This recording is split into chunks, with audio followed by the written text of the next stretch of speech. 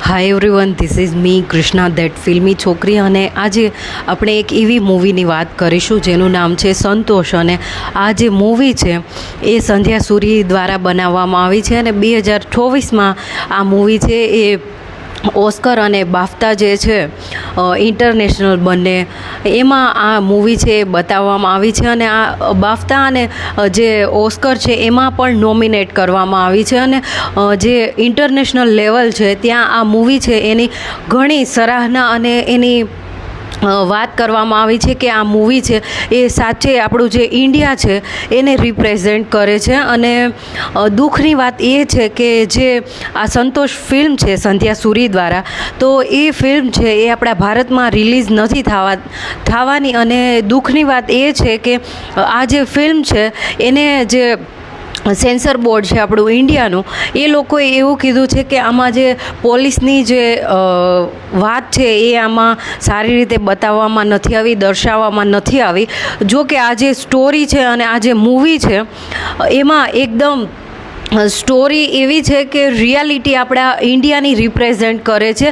તો કદાચ એવું હોઈ શકે કે આપણા ઇન્ડિયાના જે પોલિટિશિયન અને જે લોકો છે એ હંમેશા પોતાનો ક્યારેય જે વાંક હોય છે એ તો માનતા નથી અને પછી કોઈ લોકો છે એને એ દર્શાવવાનું પોર્ટ્રે કરે તો એને એ લોકો એવું કરે કે રિલીઝ ના થવા દે. આ મૂવીની વાત છે. અને જ્યારે ભ્રષ્ટાચારની ને એવી વાત આવે અને એ વાતને કોઈ વાત કરે તો એને મારી દેવામાં આવે છે. અને આ ભારત દેશ આપણો એ જ છે કે જ્યાં આપણને વાણીની સ્વતંત્રતા છે અને આપણે જે કરવું હોય એની સ્વતંત્રતા છે. અને દુઃખની વાત એ છે કે આપણે આ બધું ખાલી કહેવા માટે જ છે કે આપણે બધી રીતે સ્વતંત્ર છીએ, પણ મને નથી લાગતું કે આપણે સ્વતંત્ર છીએ. અને આ મૂવી છે એમાં એવું છે કે એક જે કેરેક્ટર છે સંતોષ નામનું, અને એ જો છોકરી હોય છે એ એમના પતિની મૃત્યુ થઈ જાય છે. પછી એને એવું ઓફર કરવામાં આવે છે કે તમે આ નોકરી કરી શકો છો તમારા પતિના બદલામાં. તો એ જાય છે નોકરી કરવા માટે.